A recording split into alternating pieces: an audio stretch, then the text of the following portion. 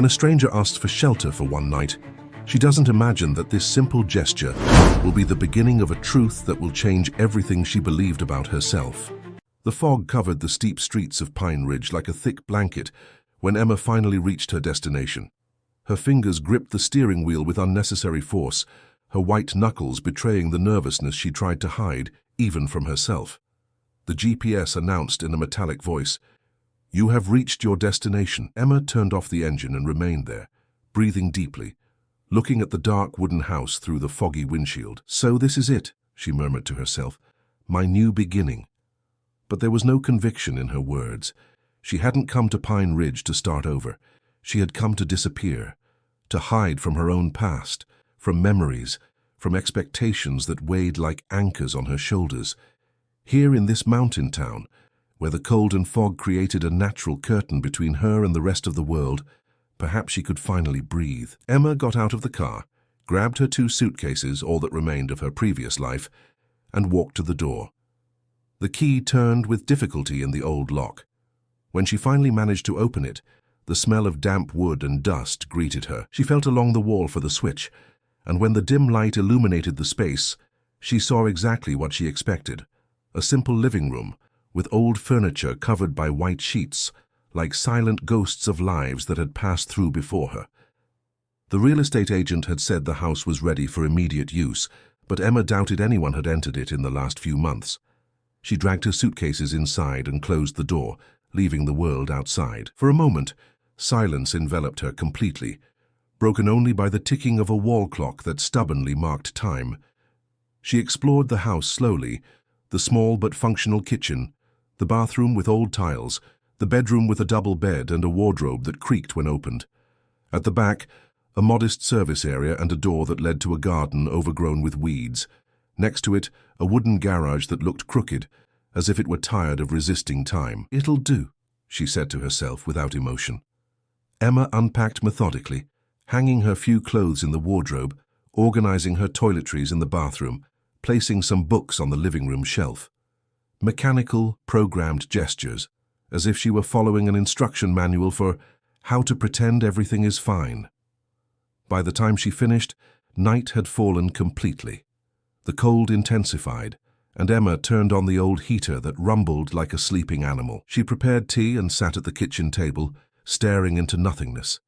The steam rising from the cup seemed the only living thing in that environment. "What am I doing here?" she asked herself. But there was no answer. Or perhaps there was, but she wasn't ready to hear it.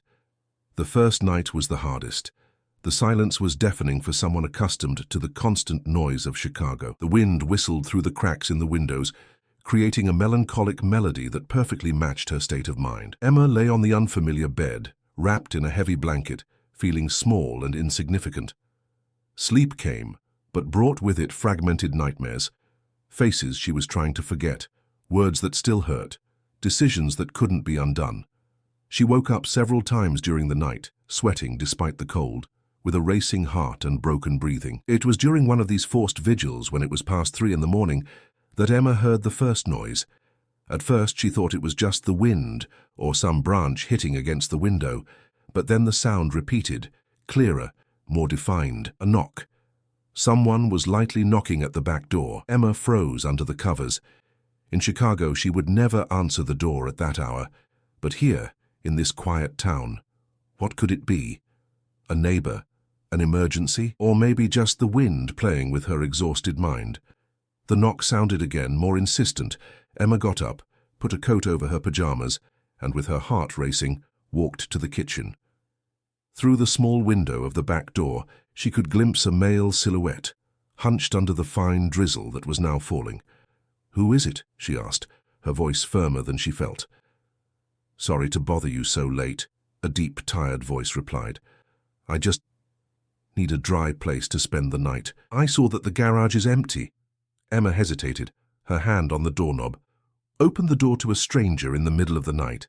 Even in Pine Ridge, that seemed reckless. But there was something in the man's voice, a desperate sincerity, a genuine humility, that made her turn the key. When she opened a crack in the door, she saw him better, a man of approximately 40, with stubble, simple but not shabby clothes, dark eyes marked by deep circles. He looked tired, not just from the day, but from life. "I don't want to bother you," he said without trying to approach. "I just need a roof. The garage would be enough. Tomorrow morning I'll be on my way." Emma observed him for a few seconds. She had learned to trust her intuition, and something told her this man posed no danger. Or perhaps, and this was a possibility she didn't want to admit, she simply didn't care anymore what might happen to her. "The garage," she finally said, pointing to the structure next door. "There are some old boxes in there, but there should be space. I'll get you a blanket." The man nodded, grateful. "That's more than enough. Thank you." Emma fetched an old blanket from the hallway closet and returned to the door.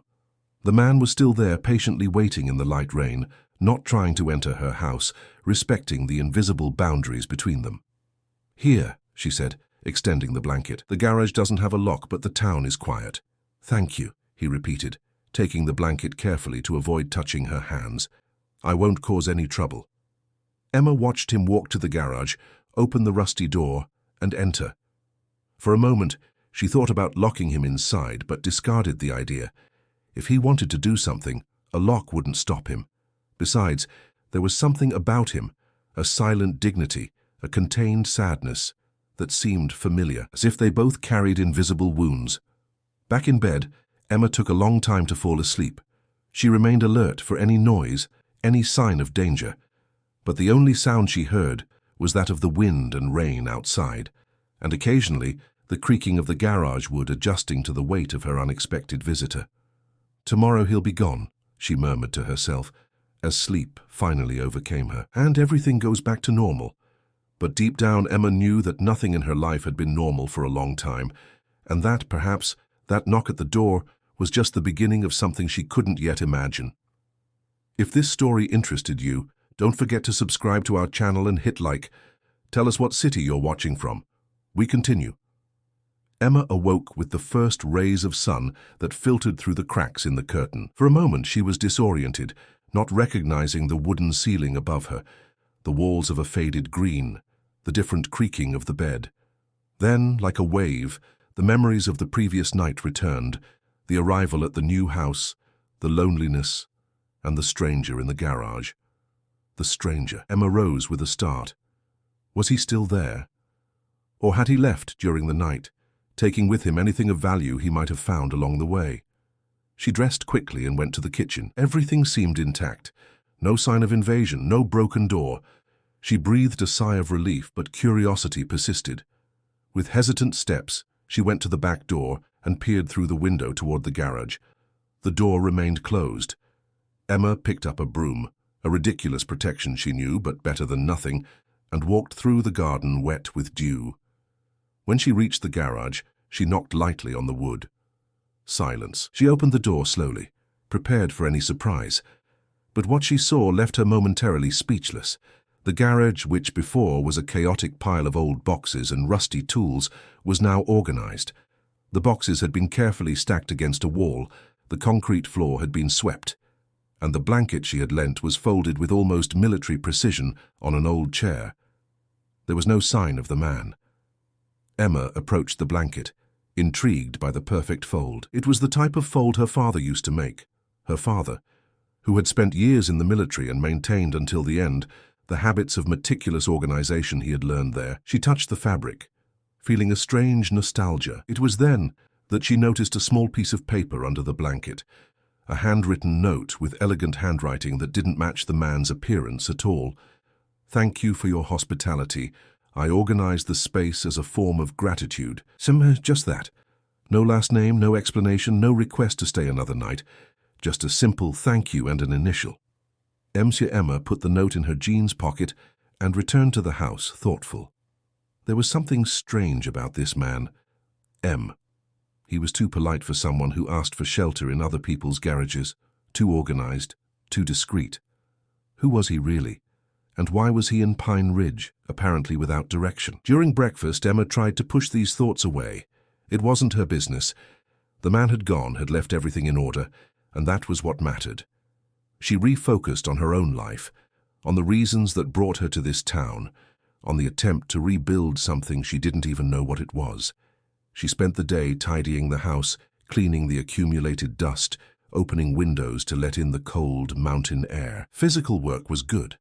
It kept her mind occupied, prevented her thoughts from wandering into dangerous territories. For a few hours, she even managed to forget the stranger in the garage. But when night fell again, bringing with it a rain heavier than the previous evenings, Emma found herself looking out the kitchen window toward the garage. The rain had turned into a storm, with occasional lightning illuminating the dark sky. It was no night for anyone to be out on the street. That's when she heard him again. 3 soft knocks at the back door. Emma didn't need to look to know who it was. She opened the door without hesitation this time. There he was, wetter and more tired than the night before, but with the same dark, deep eyes.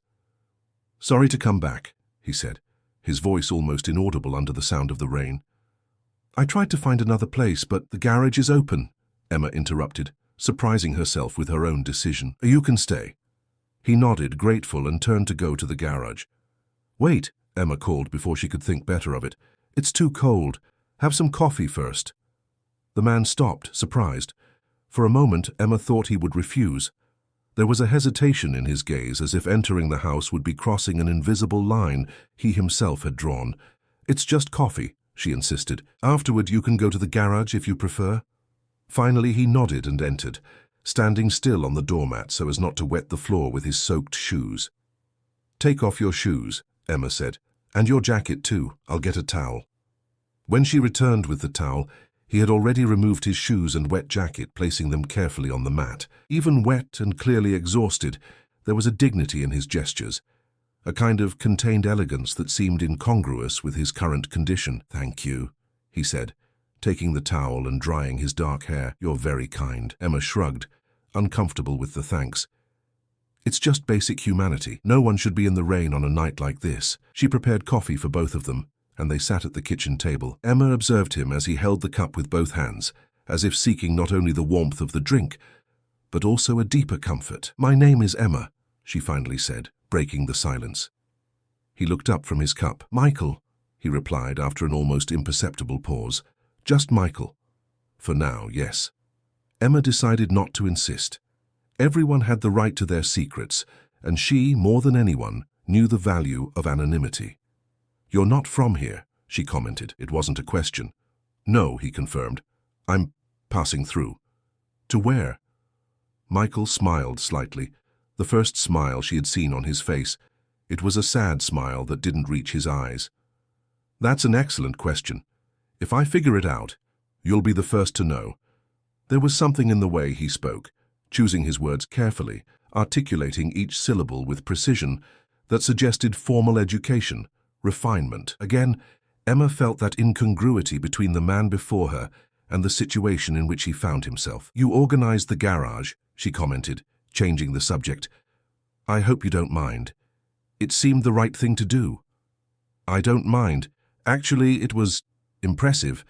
The way you folded the blanket reminded me of my father. He was in the military." Michael nodded, as if he understood perfectly. "Organizational habits can be comforting. They bring a sense of control amid chaos." Emma stared at him, surprised by the depth of that casual observation. "Yes, exactly that." They finished their coffee in silence, but it wasn't an uncomfortable silence. There was a strange familiarity between them, as if they were old acquaintances who didn't need words to communicate. "The coffee was great," Michael finally said, standing up. "Thank you. I'll go to the garage now." "You can stay on the living room sofa," Emma offered, surprising herself. "It's warmer than the garage." Michael shook his head. "I prefer the garage if you don't mind. I'm already used to spaces like that, and I don't want to invade." Emma didn't insist. She fetched clean blankets from the closet and gave them to him, along with an old pillow. "At least take these. And if you need to use the bathroom during the night, the door will be unlocked." "I won't abuse your hospitality," he assured, taking the blankets. "And tomorrow morning I'll be out of your way." "You don't have to go." The words came out before Emma could contain them. "I mean, the garage isn't being used for anything important. If you need a place to stay for a few days." Michael looked at her with an intensity that made her blush. "Why would you do this for a stranger?" Emma looked away. "Maybe because I also feel like a stranger in this town, or maybe because the house is too big for one person." Or maybe, Michael said softly, because broken people recognize each other. Emma swallowed hard, feeling exposed. How could he see through her so easily? Just don't steal anything and don't murder me in my sleep, she tried to joke to ease the tension. Michael smiled again, but his eyes remained serious. I promise you're safe with me, Emma. Safer than you imagine. With that, he went out into the rainy night, walking to the garage with the blankets in his arms. Emma stood at the door for a long moment, watching his silhouette disappear into the darkness, feeling that she had just done something important, though she didn't know exactly what. That night, Emma slept better than the previous one. Outside, the storm continued, but inside her, a small calm was beginning to form, and in the garage, a man named Michael, who was clearly more than he appeared, methodically folded a blanket before lying down, thinking of the woman who, without knowing it, had just changed the course of his story. The days in Pine Ridge had their own rhythm. Emma realized this as she watched the morning mist envelop the trees in the garden, a steaming cup of coffee between her hands. It had been a week since Michael had become a constant presence in her life, or rather on the periphery of it. He continued to sleep in the garage, but now the arrangement seemed more permanent, although neither of them mentioned it. Michael had become a kind of silent guardian of the property. Emma found him fixing things she didn't even know were broken: the dripping shower, the creaking door hinge, the clogged roof gutter. He worked meticulously, with a competence that suggested familiarity with manual tasks, though his hands were not calloused like those of a manual laborer. Where did you learn to do all this? Emma asked one morning, as she watched him prune branches that threatened to fall on the roof. Michael stopped, wiping sweat from his forehead with his forearm. My father believed a man should know how to take care of his property, regardless of his social position. Your father seems to have been a wise man. An enigmatic smile passed over Michael's lips. He had his virtues, and many flaws as well. It was always like this with Michael. Vague answers, fragmented information, like loose pieces of a puzzle that Emma was trying to put together.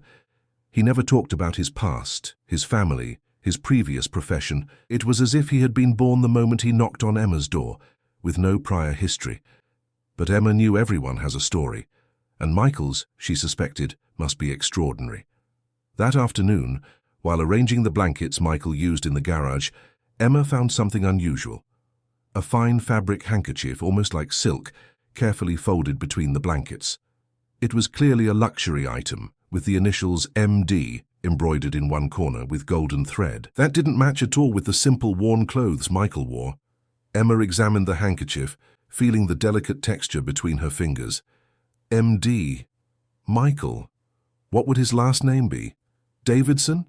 Davis? Daniels? It had to start with D unless the handkerchief belonged to someone else. But why would Michael carry such a refined object, so inconsistent with his apparent condition? She returned the handkerchief exactly where she had found it, but the discovery troubled her for the rest of the day. There was something about Michael that didn't fit, like a dissonant note in a familiar melody. Later, Emma went to the local grocery store to buy supplies. The small establishment was the nerve center of the town's gossip, especially in winter, when tourists were few and permanent residents had plenty of time to speculate about other people's lives. Ms. Emma, exclaimed Mr. Anderson, the grey-haired proprietor with an easy smile, how are you adapting to our little town? Well, thank you, Emma replied, selecting some fruit. The house is a bit old but cozy. That house on Pine Street, right? Good location. Isolated enough for privacy, but close enough not to feel alone. Emma nodded, placing her purchases on the counter. That's when she heard a side conversation between two men drinking coffee in the corner of the store. I'm telling you, Jerry, it was him, said a man in a hat. I'd recognize that face anywhere. It was on the cover of that magazine, remember? Impossible, Ted, the other responded, skeptical. What would a man like that be doing here, especially looking like that? Rich people have problems too, my friend. Sometimes problems too big to solve with money. Emma disguised her interest, but perked up her ears. Where exactly did you see him? Asked Jerry. Near the new Chicago ladies' house. Ted pointed discreetly in Emma's direction, without realizing she was listening. He was chopping wood in the yard, but I'd seen him before, you know, at that charity event in Chicago last year. He was in a suit, surrounded by important people. Impossible to forget a face like that. Emma felt her heart race. Were they talking about Michael? A rich, important man, now chopping wood in her yard. It seemed absurd, but would explain so many things.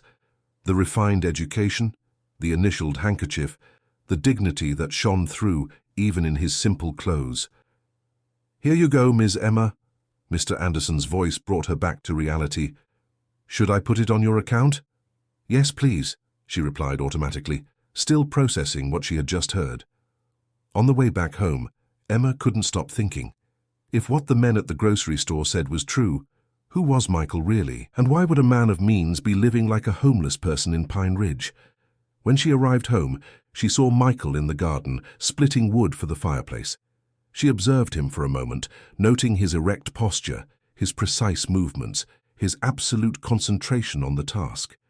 These were not the movements of someone accustomed to asking for shelter in other people's garages. "Need help with the groceries?" Michael asked, noticing her presence. "No, thank you," Emma replied, suddenly aware of her scrutiny. "I'm almost finished." That night, for the first time since Michael had arrived, Emma invited him to dinner inside the house. Not in the kitchen, as on the other times they had shared coffee or a quick snack, but in the dining room with the table properly set. Michael accepted the invitation with a mixture of surprise and gratitude. He showered, combed his hair back, and wore the best clothes he had, still simple but clean and well-pressed. Emma noticed that even in worn clothes he carried himself like someone accustomed to refined environments. The dinner was simple: vegetable soup, homemade bread, and wine. But Emma had taken pains with the presentation. She lit candles, used the good china she had found in the cupboard, put soft music in the background. "Is all this to impress me?" Michael asked with a slight smile as he sat down. "Maybe it's to get you to lower your guard and tell me who you really are," Emma replied, deciding to be direct. Michael's smile disappeared, replaced by a cautious expression. "What are you talking about?" "About the silk handkerchief with your initials that I found among your belongings, about the conversations I heard at the grocery store, about a rich man seen at charity events who is now chopping wood in Pine Ridge, about the way you speak, how you move, how you fold a simple blanket." Michael was silent for a long moment, looking at the wine in his glass as if seeking answers in the ruby liquid. "You must be confusing things," he finally said, without looking at her. "I'm just a man who has been through difficulties and was lucky enough to find someone kind enough to offer shelter." Emma realized he wasn't directly denying her suspicions, just skillfully evading them.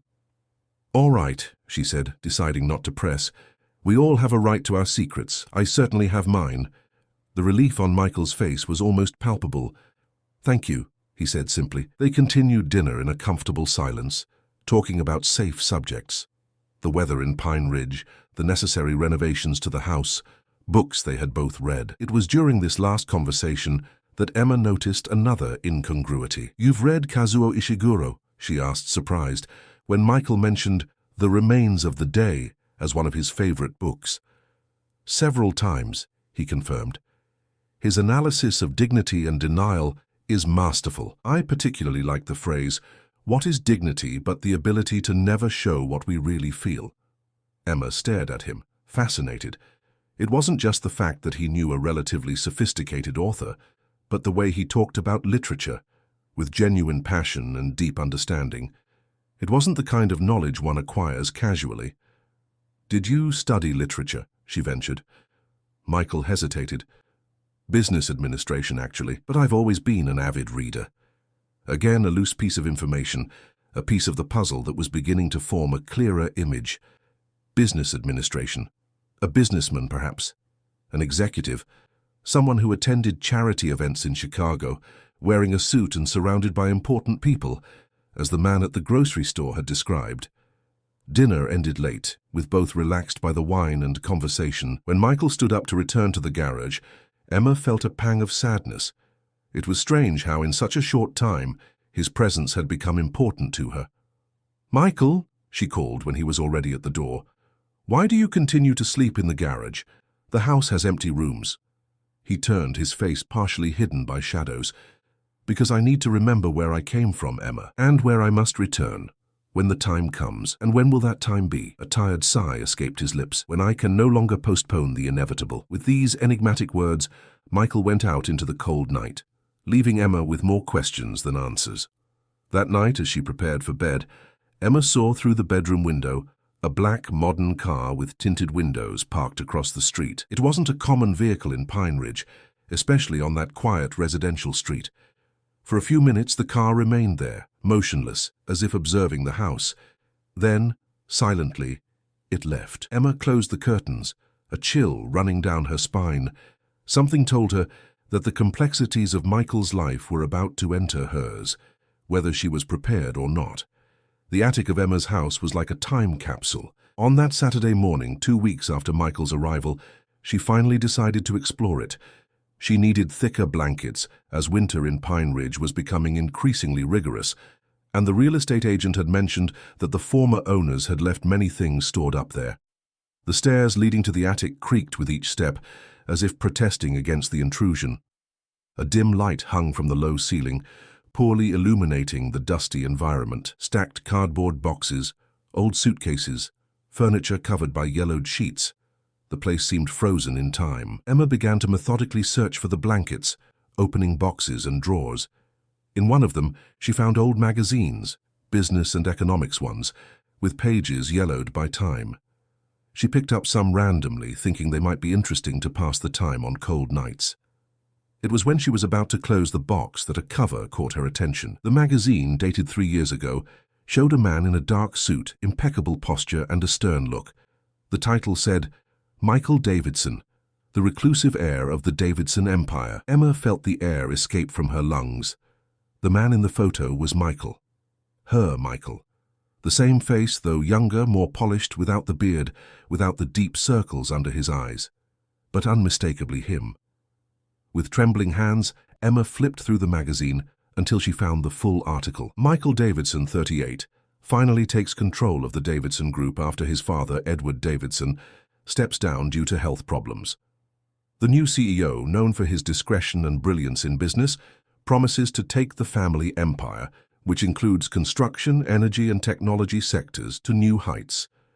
Emma dropped onto a closed box, the magazine still open in her hands.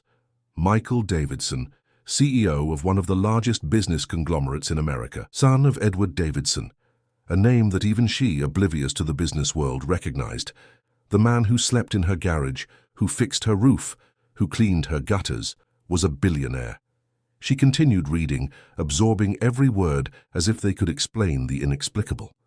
The article described Michael as a visionary leader, but extremely reserved. Unlike his father, who was known for his constant presence at social events and for the ostentation of his wealth, Michael Davidson prefers anonymity. He rarely gives interviews and avoids public exposure whenever possible. There was more. Graduated with honors from Harvard University, specialization at Stanford, fluent in 5 languages, collector of modern art, discreet but generous philanthropist. A smaller photo showed him at a charity event, exactly as the man at the grocery store had described, in a suit, surrounded by important people, with a polished smile that didn't reach his eyes. The last part of the article was the most intriguing. Despite his professional success, Michael Davidson's personal life remains a mystery. Single with no known children, the billionaire seems to dedicate himself exclusively to the family business. "Michael lives for work," comments a close source who prefers not to be identified. "It's as if Michael doesn't exist outside the Davidson Group." Emma closed the magazine, feeling dizzy. 1,000 questions flooded her mind. Why would a man like Michael Davidson be living like a homeless person in Pine Ridge? Why had he chosen her house, her garage? Was it coincidence, or was there something more? And perhaps the most disturbing question, how much of the Michael she knew was real? She came down from the attic carrying the magazine and the blankets she had originally gone to fetch. Michael wasn't home. He had left early to buy material for another of his repair projects. Emma sat in the living room, the magazine open on the coffee table, and waited. When Michael finally returned in the middle of the afternoon, Emma was still there, motionless, like a silent sentinel. He entered through the back door as he always did, carrying a bag with tools. He seemed relaxed, almost happy, an expression he rarely displayed. "I found that piece for the plumbing," he announced as he entered the living room. "Now we can fix—" His voice died when he saw the magazine on the table. The color drained from his face. His eyes darkened. "I found this in the attic," Emma said calmly, though her heart was beating erratically. "Anything you want to tell me, Mr. Davidson?" Michael stood frozen for a long moment, like a statue in the middle of the room. Then slowly he put the tool bag on the floor and sat on the sofa opposite Emma's. "I didn't expect you to find out this way," he finally said, his voice low but firm. "And what way did you expect, or did you not expect me to find out ever?" Michael ran his hand through his hair, a gesture of frustration that Emma already knew well. "I intended to tell you, eventually, when I was sure—" "Sure of what?" "That you would see me as Michael, just Michael, not as Michael Davidson." Emma felt a wave of anger rise in her chest. "And who exactly is just Michael, the homeless man who asked for shelter in my garage? Was it all a lie?" "No," Michael responded quickly, looking her in the eyes for the first time since he had entered. "Nothing of what we lived was a lie, Emma. I just omitted parts of my story." "Parts?" Emma laughed without humor. "You omitted practically your entire life. You're a billionaire, for God's sake. What are you doing here, living like an indigent? Is it some kind of social experiment? A bet? A reality show?" Michael closed his eyes for a moment, as if trying to organize his thoughts. When he opened them again, there was a new determination in his gaze. "8 months ago, my father had a stroke," he began, his voice calm but laden with emotion. "The doctor said he wouldn't walk again, perhaps not even speak. It was devastating for him, a man who always prided himself on his strength, his power." Emma listened in silence, trying to contain her indignation to understand what he was saying.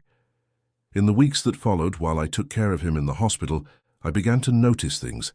Strange documents, suspicious transfers, corporate decisions that didn't make sense. When I investigated more deeply, I discovered that my father had involved the Davidson Group in questionable businesses. Nothing illegal, but ethically compromising." "What kind of businesses?" Emma asked, curiosity momentarily overcoming anger. Michael sighed. "Agreements with companies known for predatory environmental practices, financing political campaigns in exchange for favors, the kind of thing I had always promised myself I would never do." He stood up, walking to the window to look at the garden outside. Emma noticed how his posture had subtly changed. It was the posture of an executive, of someone accustomed to being in control. "I confronted the board of directors, demanded changes, transparency, but I discovered that the roots were too deep. The company culture, built by my father over decades, couldn't be transformed overnight. And there were powerful people involved, people who wouldn't like to see their connections exposed." "So you ran away?" Emma questioned, incredulous. Michael turned to her, his face marked by a deep sadness. "I didn't run away. I retreated to gain perspective. I needed to understand what really mattered to me. If I had stayed there, I would have had 2 options. Comply with practices I despised or fight against a machine much bigger than me, probably being defeated in the process. And the solution was to come to Pine Ridge and pretend to be someone else. The solution was to distance myself from everything that defines Michael Davidson, the money, the power, the name, the expectations. To rediscover who I am when none of that exists. To remember what really matters." Emma absorbed his words, trying to process the enormity of what she was hearing. Part of her wanted to believe him, to understand his journey. Another part felt betrayed, used. "Why my house? Why me?" Michael sat down again, closer to her this time. "Pure coincidence at first. I had been in town for days, sleeping where I could, trying to keep distance from people who might recognize me. That night it was raining heavily, and your house seemed welcoming. The light in the window, the smoke coming from the chimney. It was an impulse to ask for shelter. And afterward? Why did you stay?" "Because I found something I didn't expect," he answered softly. "I found someone who saw me as a person, not as a name or a bank account. Someone who offered kindness without expecting anything in return. It was liberating." Emma felt tears threatening to form in her eyes, but she contained them forcefully. "You should have told me. I trusted you." "I know," Michael nodded, the guilt evident on his face. "And there isn't a day that I don't regret not having been honest from the beginning. But I was afraid. Afraid that everything would change if you knew." "And now?" Emma asked, her voice firmer than she felt. "What happens now?" Michael hesitated, clearly uncertain. That depends on you. If you want me to leave, I'll understand perfectly. Emma observed him carefully, seeing beyond the facade of the powerful CEO, beyond the simple man from the garage. She saw only Michael, complex, contradictory, human. I need time, she finally said, to process all this, to decide what it means for me, for us. Michael nodded, accepting her answer. I'll pack my things and find another place to stay. You deserve your space. No, Emma surprised herself, saying. The garage is still yours for now, until I decide. A heavy silence settled between them, laden with unspoken words, with contradictory feelings. Outside, the mist was covering Pine Ridge again, enveloping the house in its cold, opaque embrace. That night, Emma didn't sleep.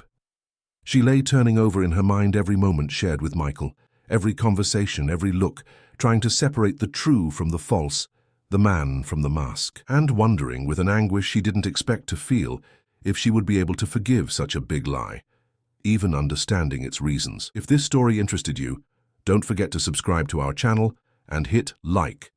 Tell us what city you're watching from. We continue. The days following the revelation of Michael's true identity were strange, as if Emma and he inhabited parallel dimensions that occasionally touched. Both remained on the same property, but rarely saw each other. Michael continued sleeping in the garage, leaving early and returning late, always respecting the space Emma clearly needed. Winter intensified. Pine Ridge dawned, covered by a fine frost on that July morning, transforming the garden into a crystallized scene. Emma observed through the kitchen window, a cup of tea between her hands, lost in thought. A week had passed since she discovered the truth about Michael, and the confusion in her heart hadn't diminished. The sound of the back door opening brought her back to reality. Michael entered, bringing with him the cold morning air. He looked tired, thinner. Emma realized he probably wasn't eating properly. Good morning, he said formally, keeping his distance. Sorry to interrupt, I just came to get some tools. Have you had breakfast? Emma asked, surprising them both with the question. Michael hesitated. Not yet. There's bread on the table and coffee in the thermos. An uncomfortable silence settled between them. Finally, Michael nodded. Thank you. They sat at the kitchen table, the silence punctuated only by the sound of cups touching saucers and the occasional crunching of toast.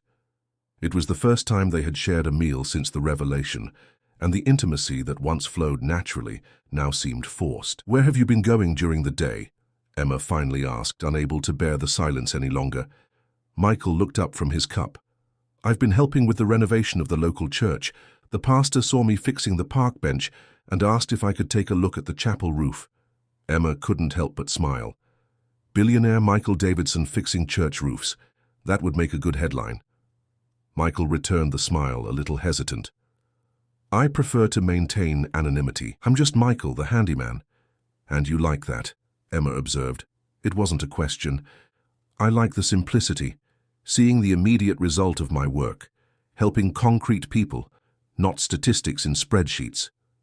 Emma nodded, understanding more than she would like to admit. She too had sought simplification by coming to Pine Ridge, fleeing from her own complicated life in Chicago. You never told me your story, Michael said softly. What brought you to this place? Emma felt the familiar knot in her throat that always arose when she thought of her recent past. It's a long story. I have time, Michael replied, looking at her with that intensity that seemed to see beyond her defenses. Emma took a deep breath. Perhaps it was fair to share her own story now that she knew his. I was a journalist in Chicago, she began, feeling the words heavy on her tongue. I worked for a major magazine, mainly covering stories of overcoming, profiles of people who transformed tragedies into new beginnings. It was good, but it wasn't enough. Michael listened attentively, without interrupting. I managed to convince my editor to let me do an investigative report on working conditions in large corporations. I spent months interviewing employees, collecting testimonies, documents. I discovered abusive practices, institutionalized bullying, systematic labor violations. Emma paused, taking a sip of tea to buy time. When the article was ready, I showed it to my editor. He loved it, said it would be the cover of the next edition. I worked on the final revisions for days, checking every detail, every source. I was proud of the result. Her face hardened with the memory of what came next. 3 days before publication, I was called to the publisher's office. He was with a man I had never seen before. Impeccable suit, commercial smile. It was the legal director of one of the companies I had investigated. They had a proposal: soften some points of the article, remove specific names, withdraw the most serious accusations. "And you refused?" Michael guessed. Emma nodded. "I refused. I said I had evidence of everything, reliable sources, documents. The publisher gave me an ultimatum: adapt the article or forget it completely." "What did you do?" "What any journalist with principles would do. I refused to alter the truth. The next day the article was cancelled. A week later I was fired. Necessary cuts due to company restructuring was the official justification." Michael shook his head, indignant. "Did you try to publish elsewhere?" "I tried.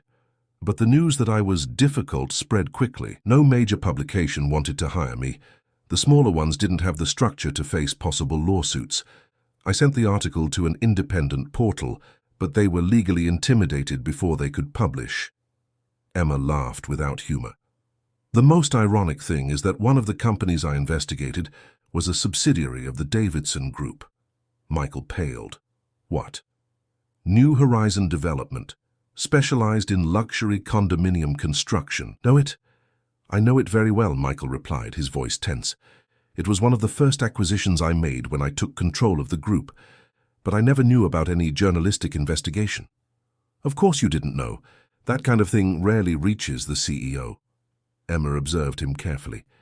"You said you discovered questionable practices in the group after your father's stroke. Was New Horizon among them?" Michael nodded slowly. "It was on my list for complete audit. There were discrepancies in the financial reports, inconsistencies in the payrolls. I never got to investigate thoroughly before leaving." A heavy silence fell between them. The coincidence was almost implausible. Emma had lost her job for investigating a company in Michael's group, and now he slept in her garage, fleeing from the same corporate practices she had tried to expose. "The world is much smaller than it seems," Emma finally commented. "Or perhaps there are no coincidences," Michael replied, looking at her intensely. "Perhaps some encounters are inevitable." Emma looked away, feeling her heart accelerate. "That's very philosophical for a Tuesday morning." Michael smiled, and for a moment the tension between them diminished. It was almost like before. Two strangers connected by something indefinable, something that transcended their individual stories. "What are you going to do now?" Emma asked. "You can't stay hidden in Pine Ridge forever." Michael's smile disappeared. "No, I can't, and actually, I've already made a decision. I'm going back to Chicago next week." Emma felt an unexpected tightness in her chest. "Are you going to reassume control of the Davidson Group?" "I'm going to try to transform it," Michael corrected. "These months away have given me perspective, clarity. If I abandon the company, nothing will change. The same practices will continue, perhaps even worsen. I need to go back and use the power I have to make a difference." "It will be difficult," Emma observed. "Corporations that size resist change." "I know that, but I have a plan. And—" He hesitated, as if measuring his next words. "I would like to count on your help." Emma raised her eyebrows, surprised. "My help? How?" "You're an investigative journalist. You know the abusive practices, have sources, documents. If we work together, from inside and outside the organization, we can not only expose the problems but correct them." The proposal was unexpected and tempting. Emma had given up on seeing her investigation produce concrete results. "Are you offering me a job, Mr. Davidson?" she asked, half joking, half serious. "I'm offering a partnership," Michael replied with sincerity. "You maintain your journalistic independence. I provide access and institutional protection. Together we can do what neither of us could do alone." Emma was silent, processing the proposal. It was an opportunity to resume her work, to really make the difference she had always wanted. But it also meant returning to Chicago, facing the world she had left behind. And it meant working close to Michael, a man who had deceived her, but who had also shown who he really was in small, everyday gestures. "I need to think," she finally said. Michael nodded, understanding. "Of course, there's no rush." But there was, and they both knew it. Michael's time in Pine Ridge was coming to an end. The real world, with all its complexities and responsibilities, was calling him back. That afternoon, After Michael left to continue his work at the church, Emma went to the garage. For the first time since discovering the truth, she allowed herself to look at the space for what it really was. Not just an improvised shelter, but a symbol of Michael's transformation. The garage was impeccably organized, as always. Tools hung on the wall, labeled and clean. The improvised bed, made with military precision. A small table with a lamp where she saw sketches and notes, renovation plans for the house, ideas to improve the garden, and something more personal, drawings. Emma picked up one of them, surprised by the talent she didn't know Michael possessed. It was a portrait of her, done in pencil, capturing her in a moment of distraction while reading on the living room sofa. The delicacy of the lines, the attention to detail, the way he had captured her thoughtful expression. It was the gaze of someone who really saw her. There were other drawings. Emma watering the plants, Emma looking out the window, Emma laughing at something he had said. Everyday moments transformed into art by Michael's sensitive perception. These weren't the drawings of a bored billionaire or a man trying to pass the time. They were the drawings of someone who observed with attention, with care, perhaps even with something deeper. Emma put the drawings back where she had found them, feeling a confusing emotion take hold of her chest. Michael Davidson, the real Michael beyond the name and fortune, had revealed himself to her in ways that transcended words and explanations. Through repairs to the house, conversations about books, coffee shared on cold mornings, and now through these delicate drawings. When she left the garage, Emma knew a decision had been made in her heart, though her mind still struggled to accept it. What she didn't know was that this decision would be put to the test sooner than she expected. For that same night, when she was returning from the local market, Emma saw something that made her blood freeze. An elegant black car parked in front of her house, and on the porch, talking to Michael, was a man in a suit who seemed out of place in the simplicity of Pine Ridge. The world had found Michael Davidson, and it was ready to take him back. Emma remained motionless for a few moments, grocery bags weighing in her arms, observing the scene unfolding on her porch. Michael was talking to the man in the suit, his body language tense, defensive. Even from a distance, she could tell that something important was happening. She took a deep breath and walked toward the house. Upon seeing her, Michael interrupted the conversation, his face assuming an expression Emma couldn't decipher. Relief, concern, resignation. "Emma," he said when she approached, "this is Richard Miller, my personal assistant." The man in the suit extended his hand with a professional smile. "Miss Emma, it's a pleasure to meet you. Michael has spoken a lot about you." Emma shook his hand, feeling strangely displaced. There was something surreal about seeing Michael, her garage Michael, interacting with this fragment of his real life. "I'll help you with those bags," Michael offered, taking the groceries from her arms. "Richard was just leaving." The assistant exchanged a significant look with Michael. "As I was saying, Mr. Davidson, the board has scheduled an extraordinary meeting for Monday. Your presence is indispensable. The situation with the shareholders is delicate." "I'll be there," Michael responded, his voice assuming a tone Emma had never heard before, firm, authoritative, unequivocally the tone of someone accustomed to command. Richard nodded, satisfied. "The car will be at your disposal tomorrow at 9 a.m. to take you to Chicago. I've arranged for your penthouse to be prepared and your wardrobe to be updated." "Thank you, Richard. You always think of everything." The assistant smiled, looking discreetly at the simple clothes Michael was wearing. "It's my job, sir, until tomorrow." With a polite nod to Emma, Richard descended the porch steps and entered the black car that awaited them. The driver, whom Emma hadn't noticed before, opened the door for him with deference. When the car departed, Michael and Emma entered the house in silence. In the kitchen, he began to methodically put away the groceries, as he always did. "So," Emma finally said, sitting at the table. "Tomorrow." Michael stopped, a can of tomato sauce still in his hand.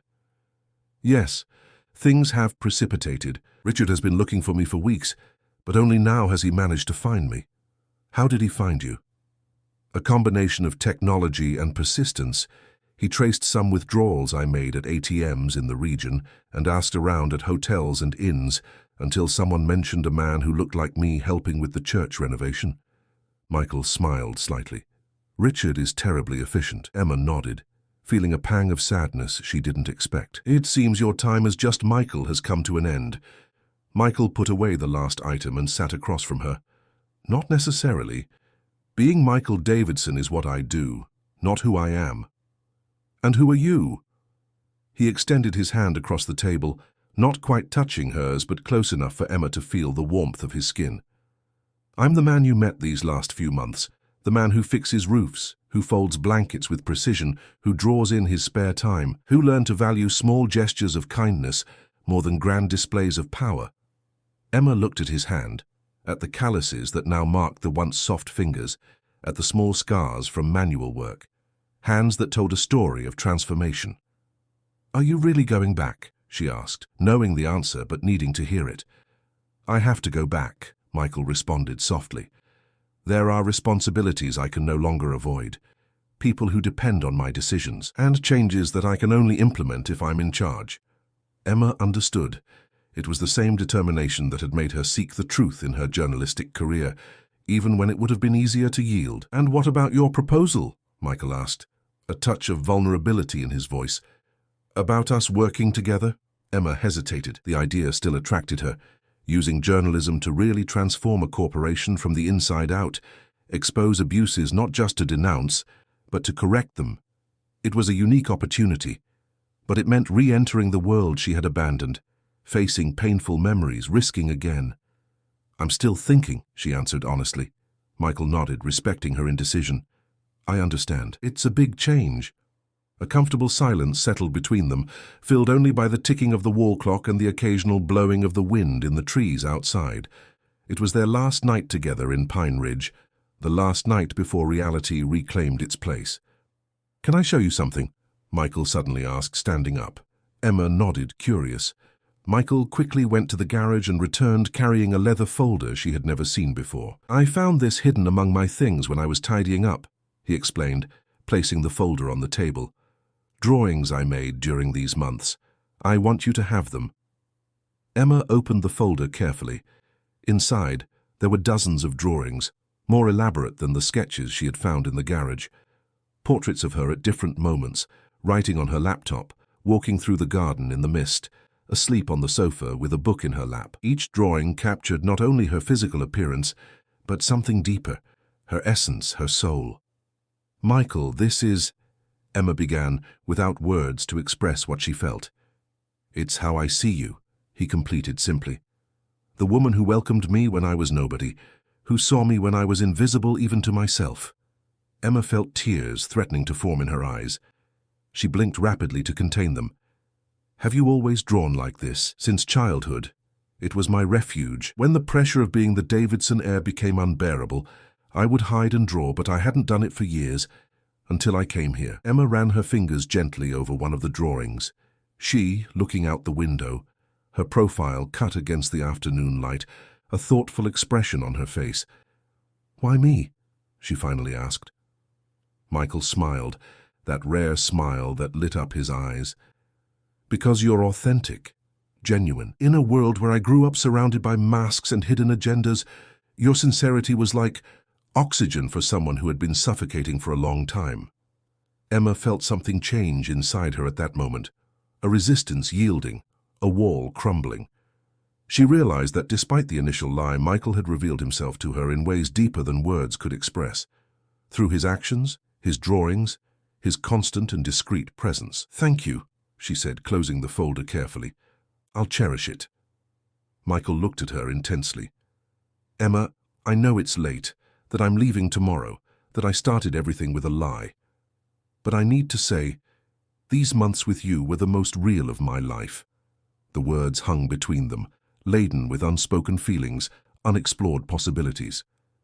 Emma felt her heart race, divided between the fear of risking and the even greater fear of letting something precious pass. "What if," she began hesitantly, "what if I accepted your proposal about us working together?"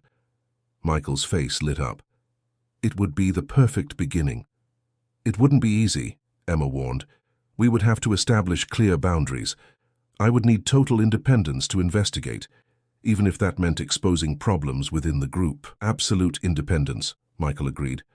"I want transparency, not control. I want the Davidson Group to become an example of business ethics, even if that means facing internal resistance. Emma nodded slowly. It would have to be gradual. I can't just return to Chicago tomorrow. I need to organize my life here, prepare myself mentally. Whatever time you need, Michael assured. The most important thing is that you're sure of your decision. They talked until late that night, planning, dreaming, building the foundations of something they didn't yet know how to name. When they finally said goodbye, there was an electricity in the air, an anticipation that made the imminent separation more bearable. Michael returned to the garage for the last time, and Emma to her bedroom. Both knew that a chapter was ending, but that another, perhaps more significant one, was about to begin. The next morning, when the black car punctually parked in front of the house, Michael was ready. He had exchanged his simple clothes for slacks and a white shirt that Richard had provided, a partial concession to his previous life. Emma accompanied him to the porch, feeling strangely calm. 2 weeks, she said. That's the time I need to organize everything here. Then we can begin. Michael smiled, that smile she now knew so well. I'll be waiting. There was a moment of hesitation, unspoken words hanging between them. Then, on impulse, Emma approached and hugged him. Michael reciprocated, embracing her tightly as if wanting to memorize the sensation. Thank you, he whispered against her hair. For everything. When they separated, there was a silent certainty shared, that this was not an end, but a beginning. Michael descended the porch steps and entered the car that would take him back to his reality. Emma remained there, watching the vehicle move away down the winding road until it disappeared around the bend. The morning mist of Pine Ridge was beginning to dissipate, revealing a clear and promising sky. She returned inside the house, which now seemed strangely empty without Michael's discreet presence. On the kitchen table, she found an envelope that wasn't there before. Inside, a card with the address of a gallery in Chicago and a date, 2 weeks from that day. On the back, handwritten with the elegant calligraphy she already recognized, "If you still have the drawing, bring it." Emma smiled, understanding the encrypted message. It was an invitation, a promise, a new beginning. In the 2 weeks that followed, Emma organized her life in Pine Ridge. She talked to the real estate agency about keeping the house for a few more months, a refuge for when the big city became too oppressive. She arranged her belongings, separated what she would take to Chicago, made plans. And she thought a lot. About second chances, about courage, about life's strange ability to surprise us when we least expect it. About a man who needed to lose everything to find himself. And about herself, a woman who came to hide and ended up rediscovering her strength. On the appointed day, Emma drove to Chicago, the gallery address programmed in the GPS, her heart beating in a rhythm between anxiety and expectation. She carried with her the folder with Michael's drawings and something more important, a decision made with clarity and conviction. The gallery was small but elegant, located in a sophisticated neighborhood. Upon entering, Emma was greeted by a sophisticated environment, careful lighting, champagne flutes being served, and art on every wall, in every available space. Portraits done in pencil, charcoal and watercolor, portraits of her. Emma stopped, astonished. There she was, multiplied in dozens of different perspectives, her everyday gestures, her expressions captured in moments of distraction, her gaze lost in the mountainous landscape. The ordinary woman who went unnoticed by most people, transformed into a work of art by the attentive gaze of someone who really saw her. He spent the whole week working on this, a female voice commented beside her. Day and night, almost without sleeping. Emma turned. An elegant, middle-aged woman was observing her with a knowing smile. I'm Helen, curator of the gallery and longtime friend of Michael's, she introduced herself. He told me you would come. Where is he? Emma asked, looking around. Helen smiled. In the studio at the back. He said he preferred to wait there. Something about letting you see everything first without interference. Emma nodded, understanding. It was typical of Michael, giving her space, allowing her to form her own impressions, her own conclusions. She walked slowly through the gallery, absorbing each image, each version of herself, seen through his eyes. It was disconcerting and deeply moving. In those drawings, she wasn't just Emma. She was someone special, someone who deserved to be observed, studied, celebrated. In the center of the gallery, a discreet plaque informed, Emma, Studies on Authenticity by Michael Davidson. All proceeds will be donated to the Association of Independent Journalists of America. Emma felt a knot in her throat. Even in this, in his return to the art world, Michael found a way to honor what she valued. Finally, she headed to the studio at the back of the gallery. She knocked lightly on the door before entering. Michael was with his back to her, looking out the window, wearing simple clothes despite the sophisticated environment, jeans and a blue shirt like in the days in Pine Ridge. Hearing the door, he turned slowly. For a moment, they just looked at each other, measuring the physical and emotional distance between the garage man and the gallery artist, between the woman who sought to disappear and the one now exposed on the walls. "You came," Michael finally said, his voice low but firm. Emma nodded. "I brought the drawing," she replied, showing the folder she carried. "Actually, I brought all of them." Michael smiled. That smile she had learned to value. "And what else did you bring?" Emma took a step forward, reducing the space between them. "A decision. I accept your proposal. Let's work together to transform the Davidson Group." The relief on Michael's face was palpable. "That's perfect." "But I have conditions," Emma continued. "Complete editorial independence, an investigative journalism department within the group, but with contractual guarantees that there will be no interference. And I want to be able to publish what I find, whatever it may be." "Done," Michael agreed without hesitation. "I've already started to structure this. Richard is preparing the contracts, following exactly these guidelines." Emma took another step forward. "And I have one more condition, personal, not professional." Michael tilted his head, curious. "What?" "That you continue to be just Michael, at least from time to time, that we can return to Pine Ridge on weekends, stay at the house without assistance, without cars with drivers, just the two of us, as it was before." Michael's face lit up with a joy Emma had never seen before. "That's not a condition, Emma. It's a gift." He extended his hand, hesitant, and she took it without hesitation. The touch was familiar and new at the same time, like everything between them.